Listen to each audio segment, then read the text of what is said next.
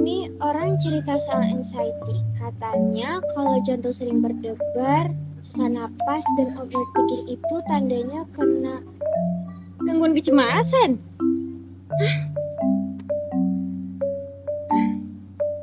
Duh, aku seminggu ini juga kayak gitu lagi. Duh, aku mau cari deh. Sering cemas, jantung berdebar, susah fokus, anxiety disorder, panic attack, generalized anxiety disorder, atau ADHD, atau gangguan bipolar. Lah, atau jangan-jangan aku memang beneran kenapa-napa lagi? Anxiety itu normal, tapi ada beberapa tanda yang nunjukin kalau anxiety kamu mungkin sudah makin parah. Pertama, kamu sering banget merasa cemas tanpa alasan yang jelas. Bahkan hal-hal kecil bisa bikin kamu overthinking.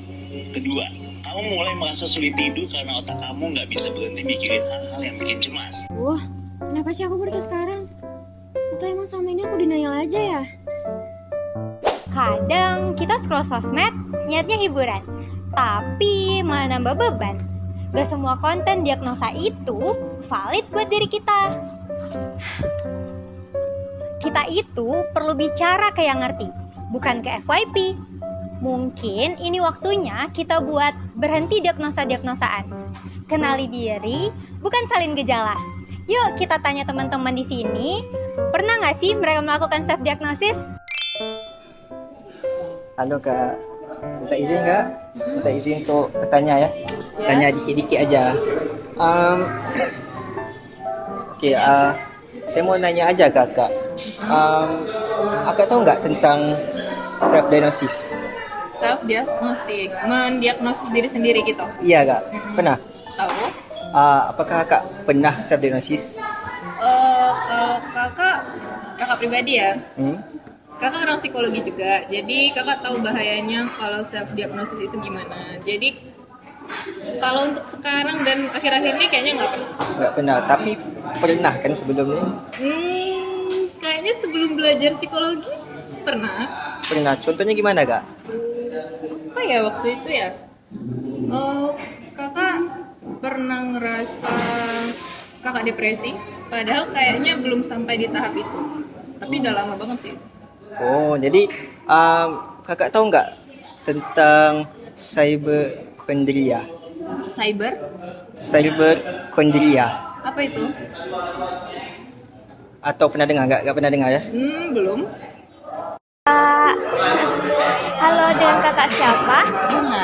Kak Bunga. Kak, saya Nilam. Saya mau nanya nih, kakak tahu nggak tentang self-diagnosis? Self-diagnosis ya, tahu sih self-diagnosis. Sebelumnya kakak ngerasa pernah nggak ngelakuin self-diagnosis? Pernah juga. Gimana itu Kak contohnya?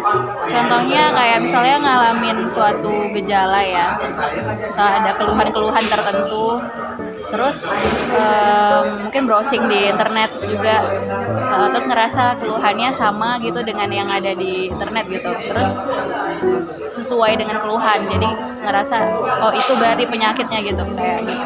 Oh, kayak gitu. Kalau tentang cyberkondria, apakah kakak pernah dengar sebelumnya? Cyberkondria. Belum pernah. Nah, Sobat Gen Z, jadi cyberkondria itu adalah sebuah fenomena psikologis yang merujuk pada perilaku pencarian informasi secara berlebihan melalui internet yang bukan menenangkan kekhawatiran, tapi justru malah meningkatkan kecemasan individu terhadap kondisi kesehatannya. Pada awalnya, istilah ini digunakan untuk menjelaskan perilaku pencarian gejala fisik atau penyakit somatik secara daring. Namun, dalam konteks saat ini, khususnya pada Gen Z, cyberkondria semakin berkembang dan bergeser pada ranah kesehatan mental. Gen Z yang memiliki kedekatan erat dengan dunia digital dan media sosial, cenderung mencari, membandingkan, bahkan menyimpulkan kondisi psikologis mereka sendiri hanya berdasarkan konten yang mereka lihat di platform seperti TikTok, Instagram, dan Twitter. Banyak Gen Z merasa memiliki gangguan seperti trauma, gangguan kecemasan, depresi, dan ADHD berdasarkan informasi yang mereka dapat dari influencer, konten kreator, dan juga informasi-informasi yang tidak berdasarkan data ilmiah. Nah, konten-konten semacam ini memang dibuat relatable agar mudah dipahami, namun seringkali tidak mencakup diagnosis klinis yang menyeluruh, sehingga menimbulkan interpretasi yang salah. Menurut Michael Roy dan Saflin 2014, ada beberapa karakteristik dari cybercontrolling, yaitu: pertama, pencarian informasi secara kompulsif, di mana kita scrolling terus, cari terus, buka banyak akun psikologi atau video self-help. Kedua, distress emosional yang meningkat. Nah, bukannya menjadi tenang, kita malah makin cemas atau takut setelah nonton konten tentang kesehatan. Ketiga, ketergantungan pada info non-klinis. Lebih percaya video TikTok atau aplikasi manapun daripada penjelasan dari ahlinya. Keempat, reassurance yang gak pernah cukup. Terus-terusan butuh diyakinkan, tapi tetap aja gak ngerasa tenang. Dan terakhir, penolakan terhadap profesional, di mana kita merasa lebih ngerti diri sendiri karena udah banyak nonton konten yang berkaitan dengan apa yang kita rasakan. Jadi, ngerasa nggak perlu konseling atau ke psikolog. Oke, tahukah kamu, kebiasaan kita self-diagnosis lewat konten mental health sosial media itu bisa memperburukkan lagi kondisi psikologis kita. Nah, tanpa disedari kita mungkin mengembangkan kecemasan berlebihan, menghindari aktivitas atau bahkan mendekatkan identitas pada label seperti aku punya depresi, aku punya ADHD, atau bahkan aku punya trauma inner child loh. Padahal belum tentu benar. Dampaknya bisa memicu penarikan diri, pembenaran tanpa tindakan ataupun self-stigma yang justru menghambat pemulihan. Nah, penting banget untuk mencari diagnosis profesional, bukan sekadar ikut-ikutan tren di media sosial. Jadi, setelah tahu kita betapa seriusnya dampak dari cybercontrol, penting banget nih buat kita nggak cuma aware, tapi kita juga take action.